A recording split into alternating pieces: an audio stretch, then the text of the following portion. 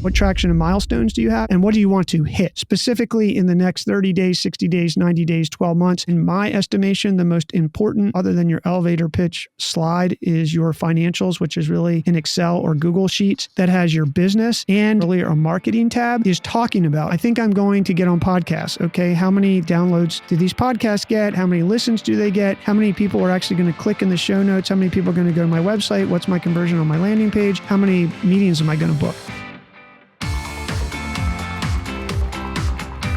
Welcome to the Thought Leader Revolution with Nikki Ballou. Join the revolution. There's never been a better time in history to speak your truth, find your freedom, and make your fortune. Each week, we interview the world's top thought leaders and learn the secrets of how they built a 6 to 7 figure practice.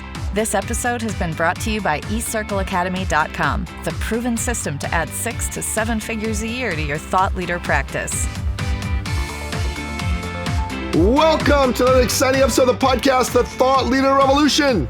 I'm your host, Nikki Ballou, and boy, do we have an exciting guest lined up for you today. Today's guest is a friend of a repeat, multiple guests on the show.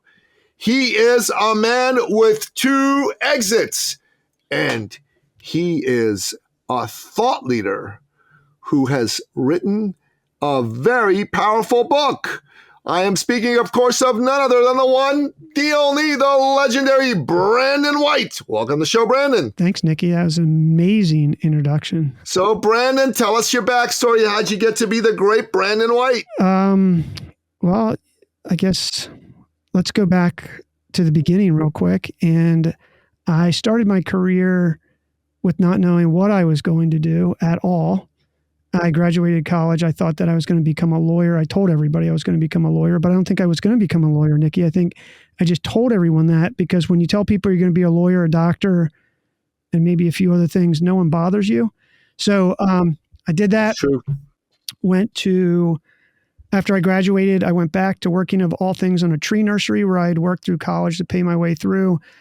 My mom, I grew up with a single mom who had spent a lot of time and effort and sacrifice to put me through some really good schools. And she's like, hey, this is not your future. You need to go back to school and figure it out. You know, if you go back to school, you work on your master's, it'll be a place where you have a breath. There's a lot of opportunity and you can think straight, blah, blah, blah. So I went back, worked on my master's in psychology, and I was a big fisherman. And I decided that I wanted to write a fishing magazine that was for light tackle and fly fishermen in and around the Chesapeake Bay, which is on the east coast of the United States. And where I was living. And I realized through a very kind printer who I visited, who asked me some very pointed questions, that I did not have enough money or resources to print a magazine. This was 1996. And I was a self-taught engineer. I taught myself BASIC on a VIC-20 and a Commodore 64 back in the day. And there was this thing called the internet that I had been messing around with through college and then working on my master's. And I said, hey, well, why can't we just put a magazine on the internet? So I started what became the largest social networking and e-commerce site for sport fishermen on the internet. And I wrote a business plan. I went and got in my wife's car and we drove from Chestertown, Maryland to Annapolis, Maryland, which is where the U.S. Naval Academy is, for those who don't know, in Maryland on the Chesapeake Bay, and went to either Borders Books or Barnes & Noble, bought a business plan book. I think it took me longer to read the business plan book than it might even took me to do the business plan, but they were still advising doing business plans written, and I think we wrote a 50-page business plan, and I'd sent it off to some investors. And through a friend, I'll just tell you this quick story because it's sort of crazy how your life can change. And as long as you keep moving forward and you keep making progress, good things can happen. So a friend had emailed me and said, hey, I had lunch with this guy and I was telling him about your fishing site and he said he uses it and he's an investor. I think you should meet him. I didn't tell him your name or anything, just out of privacy, but I wanted to ask you. And I was like, yeah, sure. So I got an email like 3 hours later that said, hey, this is Tom. I was a partner at Sequoia Capital. You might know us. We did companies like Apple, Cisco, Yahoo, and some other ones. I met Matt and I'd love to see you tomorrow. Now you can imagine a kid who's living in a house that my wife and I bought for $108,000, just living like day to day, surviving, happily surviving, but surviving. And I was like, hey, yeah, here's my business plan. Come on over tomorrow.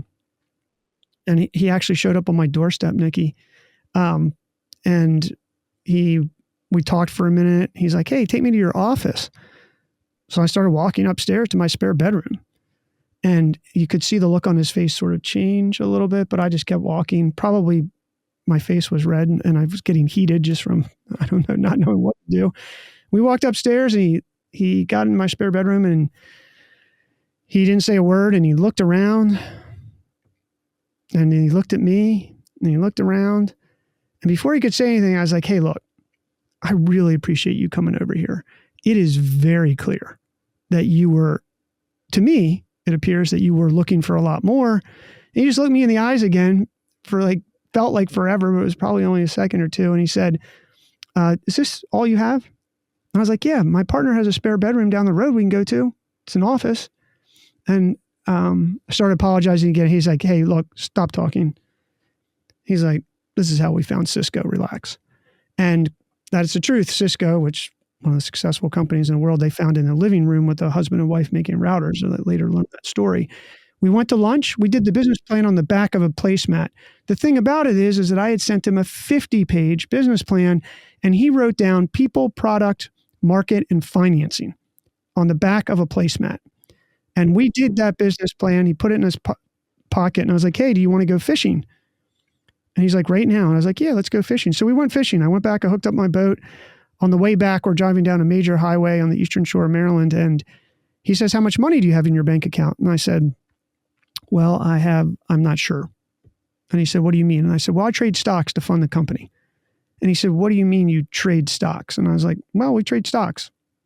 He's like, you trade stocks with company money. I was like, I own the company. Yeah, we make some websites for people, but like this internet thing's sort of new.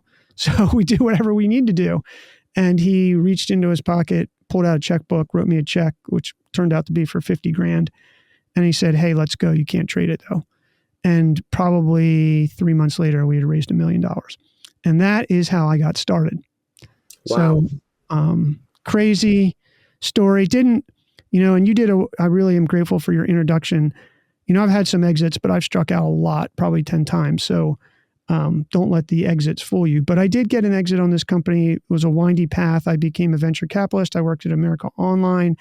I had started another software company, but then about 12 years ago, was lucky, and I built a business plan to sell it when I went to business school. I got my master's in psychology. I finished business school after I was a VC, and then I decided to build a business plan to revamp the company because I had bought it back from investors during the dot-com crash, and eventually wanted to sell it. And at year 4 in my 5-year plan, a public company, large public media company out of Canada at the time, which had a market cap of maybe $10 billion or $8 billion at the time, came knocking and wanted to buy it, and got really lucky and got an exit. And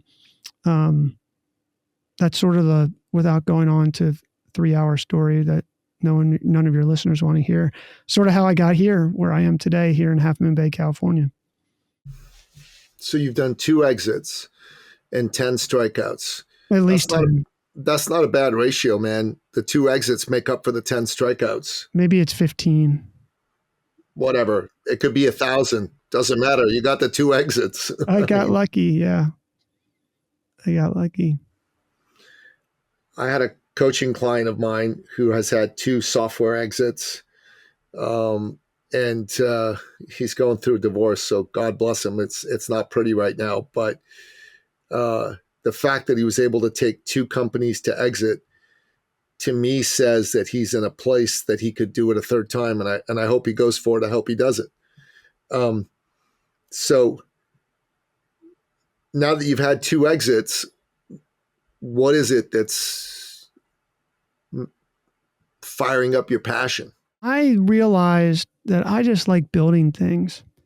And whether it's starting from zero and building something or joining a company. My last gig, I joined a company and it had several million in revenue, and I was in charge of finance and operations. And we grew it, and that company, I don't really call it an exit because the partner in that company was older and retiring, and it wasn't a company that I could take over. So I got a payout from that, but I don't know that I would call it an exit. Some people would. It was a lot of money, but I think mostly I just like waking up in the morning and thinking like, hey, what can we do that's going to put a little dent in the world and make something better? And I like working on products that do that. So I generally tend to trend towards software products. I like online media. I like consumer products, quite frankly, Nikki, and I'm going to venture in and see if I can do something in the consumer product space, which is really hard, but why not? I interviewed Pete Roberts of Origin USA, I think 2 or 3 weeks ago. He sells jeans and boots made in the USA. Oh yeah. I think I've heard of that company. Yeah. That's awesome. Yeah. It's a great company. And, man, they're doing some cool things. They've got about 500 employees. They're out in Maine. I'm looking for the episode. So Brandon, hold on a sec, see if I can find it right now. I missed that when I was looking at your back episodes. I didn't realize it was published. It's very recent. I'm just pulling it up right now. Thought Leader Revolution. It is episode 624. Pete Roberts. I'll have to check it out.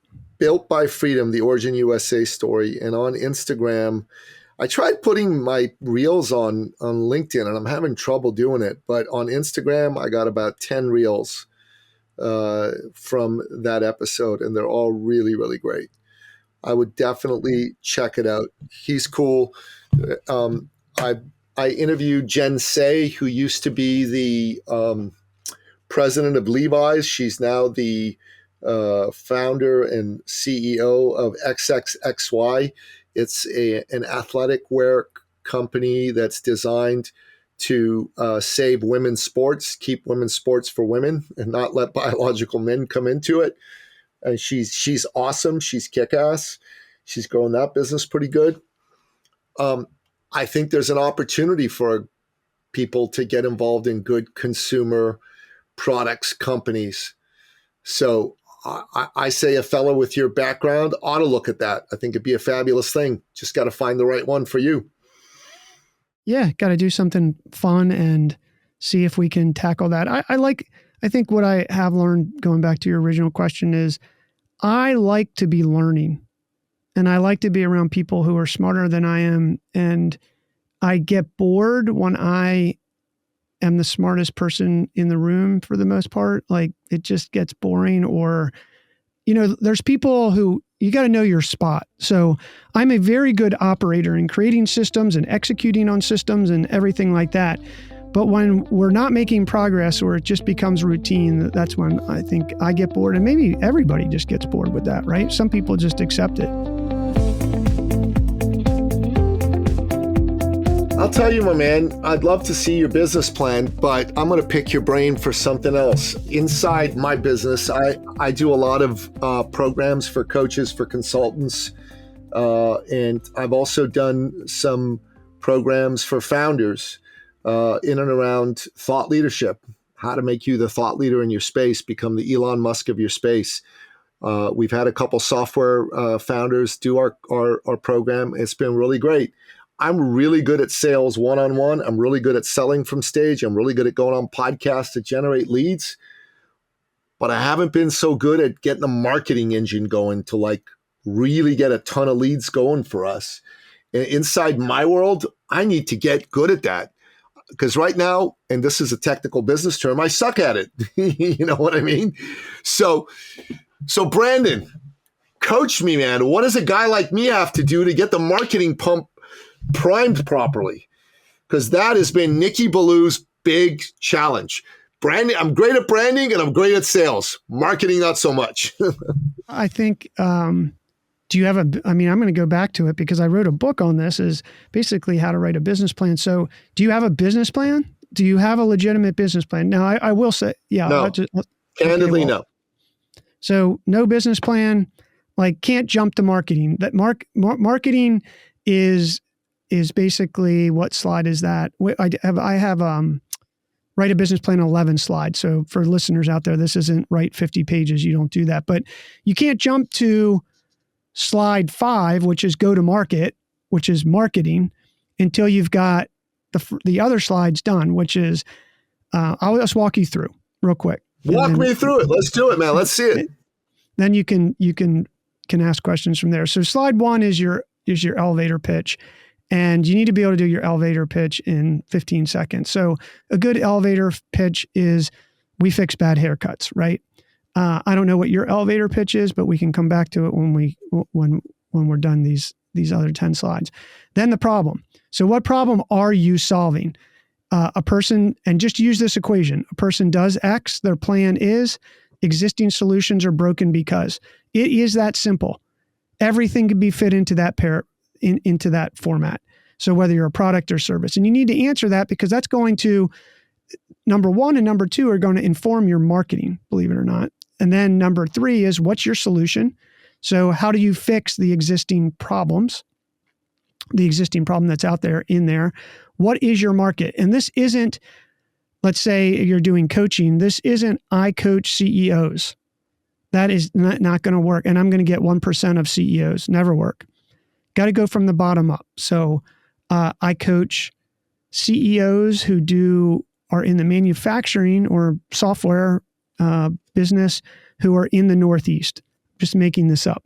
But you need to be specific, because yes, you can eventually get to all CEOs, but you got to make a step to get there. So who is your market? You've got to nail down to who is actually not just, there's the market, there's the addressable market, there's the serviceable market, and then there's like legitimately what your market's going to be. And you can expand, if you think about this as circles, from the inner outer, but you can't go from the outer in, or you'll be confused. And that's why a lot of people's marketing does suck.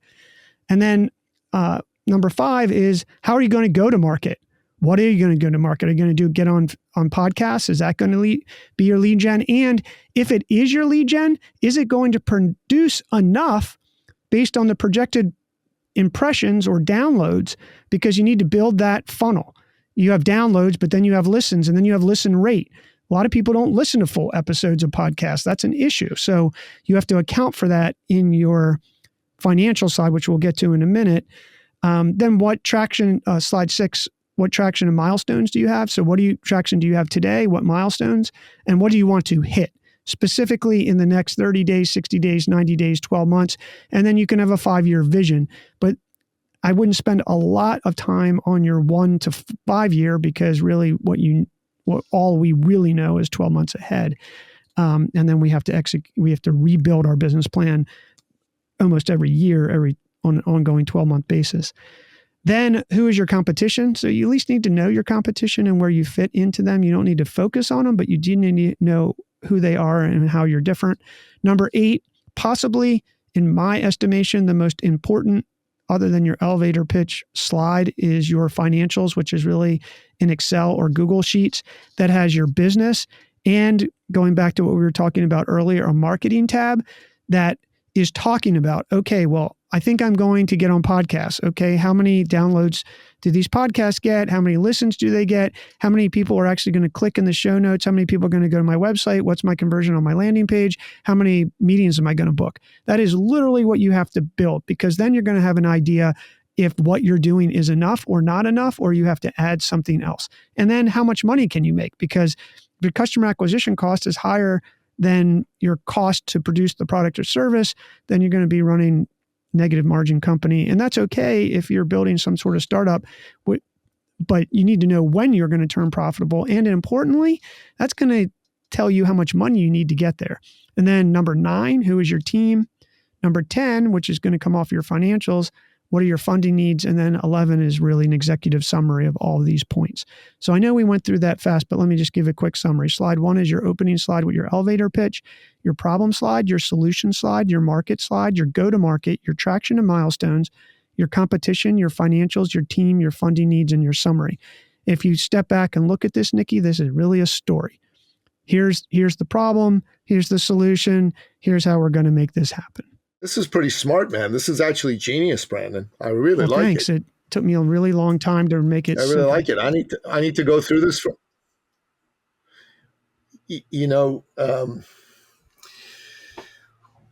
Winston Churchill said that the simplest concepts take the longest to come up with, and the most complicated concepts, you can come up with them in a few minutes. So I totally get that. I think I need to go through this for myself, for our business. And I think that all my clients need to go through this for their business. Any business, in my opinion, needs to have a plan. You don't have to, this thing, and I wrote it on the front of the book, it's so easy you can do it on a flight from San Francisco to New York. Now, I could be exaggerating a little bit. It's 5 hours on that flight, or 5.5, depending on the jet stream. But this doesn't have to be complicated. You don't need to spend, and most people avoid this. And I guarantee you that everybody avoids slide 8 in this thing, which is the financials. And it's because people don't, they'll give you 100 excuses, Nikki. I can't do financials. I can't do this, that, and the other. If you don't run your financials or hire someone to help you with their financials, or in some way run your financials, you're just guessing. You're guessing because you can't do all that math in your head, and you can't manage, like, your sales and marketing tabs are what feed your cash flow and your income statement. And that feeds your balance sheet, which is only a moment in time. But, importantly, it feeds your cash flow statement, which is going to tell you, really how much money you need and how much money you can make, and when you're going to get the cash. You see this happen in a lot of e-commerce businesses, coaching businesses, consumer product businesses, where on a profit and loss basis, they're P&L basis, they're hugely profitable, but on a cash flow, they're not. Because if you're a person who does coaching, for instance, and you're doing high ticket coaching, the credit card companies are going to sometimes hold your money. So even though on a December basis, on a profit and loss, you're profitable, you might not see that money until January because they held it for chargebacks. So you really need to know all this stuff. And it's where I've made the mistakes, and I've seen a lot of people make mistakes. The elevator pitch, I think I can do a pretty good job with that pretty quick. Slide 2, I think I can do a pretty good job with that. Slide 3, yeah. 4, it's good, but I think it can go better. How will we go to market? I know what we've been doing. I think we need to do more and better with that. What traction and milestones do you have? Yeah, we can talk to that. What milestones do we want to hit? We can talk to that. Who's our competition? We can talk to that somewhat. Our financials, we're going to need to work on that. How much money can we make? It's a high ticket program, so simple. Team, yeah, that I need to get into that more and better. Funding needs, heck, I don't know that we have funding needs per se right now. I don't think I'm looking to raise money for what we're doing right now, but we do have funding needs to hire all the people that I'd like to bring on the team. You don't have to raise money. You just have to figure out where you're going to get it. Yeah. So slide 1, my elevator pitch. What's my elevator pitch? So we help our main market. So we've had a couple of markets, okay, but our main market are coaches and consultants that are under 7 figures a year. So relatively good people, but unsophisticated in business, right? And most of them, the problem that they're dealing with, the problem we're solving for them is they're stuck. They don't know how to grow. Like, a lot of coaches get to a plateau and they stay on that plateau. They're not sophisticated business people. They don't understand sales and marketing. In fact, selling is like one of these to them. You know what I mean? They just go, "Oh my God, I don't want to be one of those pushy salespeople. No. Don't want to be one of those guys. I'm not going to push you. I'm never going to pressure you." Like, to me, that's crazy. To even think like that's crazy. What's my solution? Good question. It's my solution. My solution is we're going to help these guys reframe their mindset from sales to service, and we're going to help them get effective at having powerful and effective sales conversations and overcoming objections. And we're also going to show them how to position themselves so they can be seen by the marketplace as, hey, somebody that's an expert in this area, that somebody that people should listen to. Our market, man, that's such a good question. I go, okay, the sweet spot of our market are guys who are, they're not brand newbies, but they're also not doing 7 figures as a coach yet. They're not even maybe doing $500,000 as a coach yet. Those guys, they want to get to that higher level. How will we go to market? Man, how we've gone to market is through podcasting, and we've gone through LinkedIn and through warm market strategies. What traction models? Anyways, I don't want to go through all of this, but through the first 5 slides, it made me think about it right now. I think this is genius. I'd like to sit down and do this for my business. And I think every company should do this. You're absolutely right. 100% right. Yeah, you should do it on and this is a good time of year to have a close down session where you and your team or any companies or division, whatever that is sit down and say, hey, look, for three days, we're not going to do business. We're going to figure out and go through the plan and see what's changed and see what's evolved and see what next year looks like. Because every year your financials are going to update anyway. This is really smart. And I think that once I do this myself, I should get all my clients to go through this. We should put a bunch of slides at our January meeting and say, okay, slide 1, let's create your elevator pitch. Slide 2, what's the problem you're solving? And I'll give full credit to the great Brandon White. Got to do it, man. This is genius stuff. Okay, so right now you're looking at what could be your next deal. I love it. Have you got a couple of opportunities in mind, or are you still in looking mode? Yeah, I got some stuff on the whiteboard that I'm working on. I've got a software company that solves a problem that I built for my wife and I, because there's no contact manager that actually works, and there's no way to share contacts with people in today's day and age of we're living in AI and all this stuff. And my wife went away, the hot water heater broke, and I didn't have the plumber's number. And I why don't I have the plumber's number? Why can't I share contacts? So I built a personal contacts. It's really just a contacts manager where it allows you to have a central repository for all your contacts, and then allow you to share your contacts, and it keeps your contact up to date. So if you update your contact and you have your people in your contacts, they get that updated information, because the problem is that you have my contact information, but if I switch jobs or do another thing, it doesn't update. I thought that was crazy. So we fixed that. And then I am thinking about a consumer product company. I don't want to say what it is yet, but I'll say what it is. It's possibly a dog treat company. That's a cool idea. I like that idea a lot.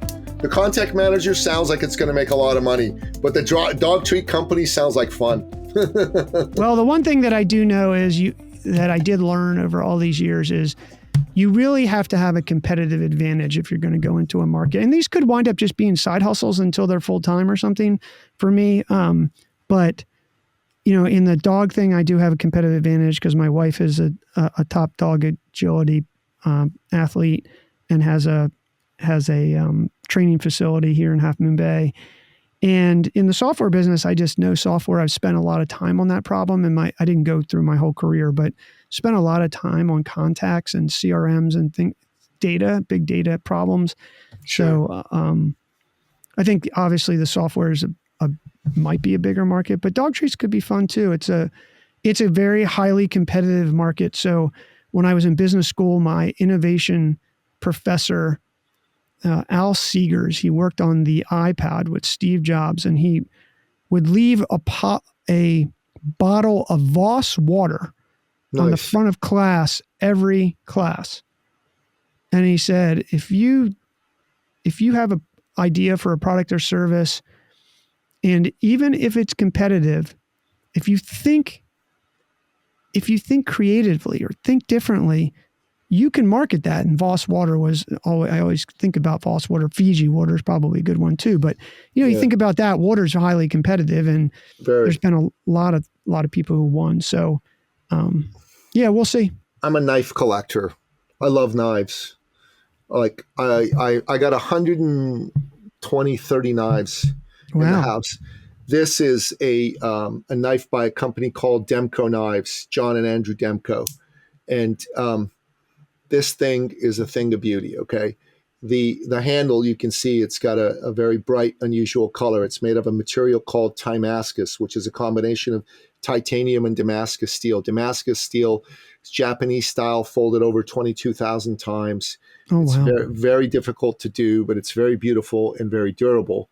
And the blade of this knife is really, really nice as well. It's made out of a steel called 3V, which is specifically made for knife making and not just general tool steel. And it's got a very powerful a mechanism called the shark lock for the lock. You just pull it like this, and it opens and it closes. It's really wonderful. It's been patented by Andrew Demko, who's the fellow who invented it. Super, super cool. I just like knives. I buy them, I collect them, and I just thought, is there a way to like do something in the knife world that could be disruptive? That's a question that goes through my head.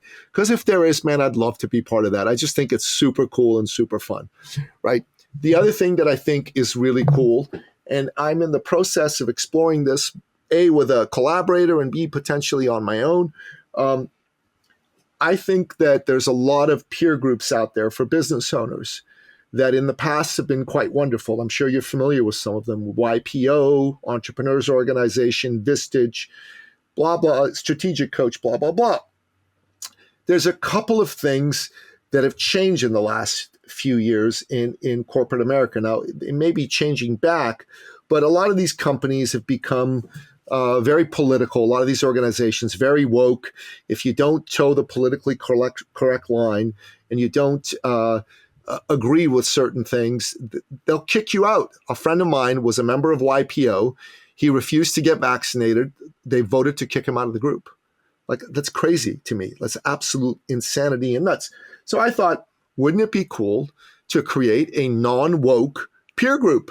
So we're not talking a political group. This isn't the Republican Party kind of like version of a peer group, but just, you don't have to share your pronouns. You don't have to agree to the latest political orthodoxy to be a member.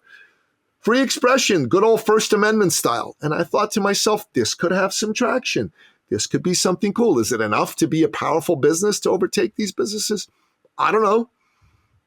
But I like the concept. I think it's pretty cool. I think it's got some potential.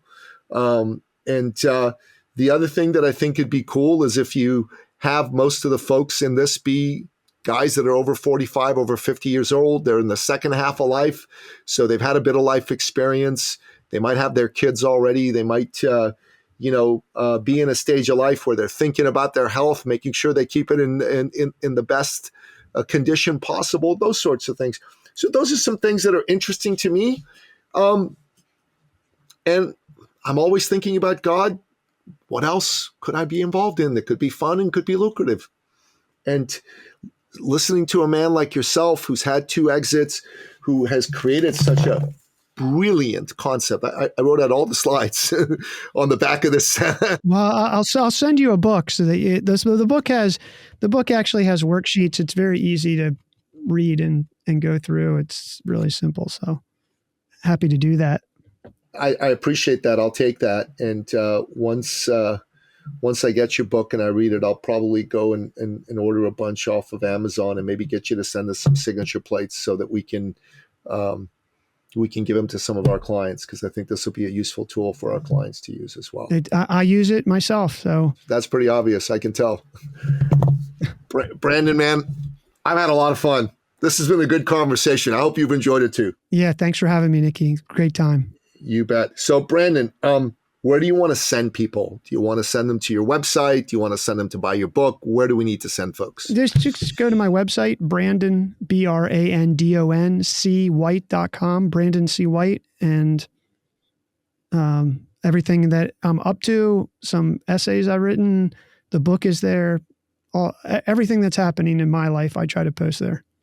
Okay, cool. BrandonCWhite.com. I love it. I love it. All right. So we end off each episode by asking you, as our guest expert, what are your top 3 expert action steps? These are what we call your 3 best pieces of advice for my listener to take his or her life to the next level. What say you, my friend? Be a great listener and practice that. Keep moving forward, even when you don't think you can move forward. And that's a strange thing to say, but I think entrepreneurs and people running their own businesses just have to believe they can do what they don't think they can do. And that probably sounds stranger, Nikki, to your listeners, but you really just have to have the attitude of, let me just go a little further and see what happens. Or let's see what happens tomorrow. Today wasn't a good day. Or today was a great day. What could I learn, right? But keep moving forward, even when you don't think you can. And seek out people who are smarter than you are, because that's how you're really going to learn. And try to surround yourself with those people and put yourself in positions where you're uncomfortable on purpose. I think you have to do hard things to do hard things. And if you don't do that, you're going to find yourself, for lack of a better way to put it, my good friend John says this, you're going to be a self-licking ice cream cone. You're not going to make a lot of progress, and that's going to suck. So those are my 3 pieces of advice. Self-licking ice cream cone. I've never heard that phrase before, but I got to tell you, it's a good one. What's the name of your book again? Back of the Napkin to Business Plan in 11 Slides. Back of the Napkin to Business Plan. 11 slides. So easy you can do it on a business. So easy you can build your business plan on a flight from San Francisco to New York. It was an Amazon bestseller. I love it, man. I think it's a great title for a book, and the concepts of the book are excellent. I love the fact that you took me through the 11 slides. I learned a ton from you today, Brandon. One secret that I have whenever I bring someone on my show is I'm getting a coaching or mentoring session from every guest, So it's a chance to connect with a fellow human being, a fellow child of God, and it's a chance to learn from somebody. And I thank you. I'm very grateful that you taught me this. This was worth the price of admission for me to do this podcast today at this time with you. When I'm done with you, I've got to very quickly eat, and then I'm in a course tonight. And normally I don't schedule podcasts an hour before the course starts because I want to, take my time, eat, relax, and then go sit down and do the course. But I'm really glad that God had me do this, because the Almighty always has a purpose. And when I get an inkling from the Almighty to do something, it's always wise when I follow that inkling. And I did get that inkling this time. Well, it's been mutually beneficial, and I've been really grateful for you having me on. Thank you. It was my pleasure to have you on, and thank you for coming on the show. And listener, Brandon White is an American original with an absolute brilliant piece of thought leadership. His 11-slide business plan is something new. It's something unique. It's something powerful. It's something, honestly, that can help you get clear on how to take your business from tragic to magic. And if all you do in the month of December is sit down and map out these 11 slides to the best of your ability, and you do a really, really good job of it, you'll set yourself up for far greater success in 2025 than you could have ever imagined. And I highly recommend that you go and you pick up a copy of his book, Back of the Napkin to Business Plan in 11 Slides. Go to Amazon, pick it up, and start applying what he's talked about on this podcast to your business right away. My greatest personality strength, according to the Clifton Strengths Finder from Gallup, is I'm an activator, which means that I activate myself to take action and I activate others around me to do it. I'm going to take action on this week, and I'm going to ensure that everyone in my circle does the same. And thank you again, my friend. God bless you. This episode has been brought to you by eCircleAcademy.com, the proven system to add 6 to 7 figures a year to your thought leader practice.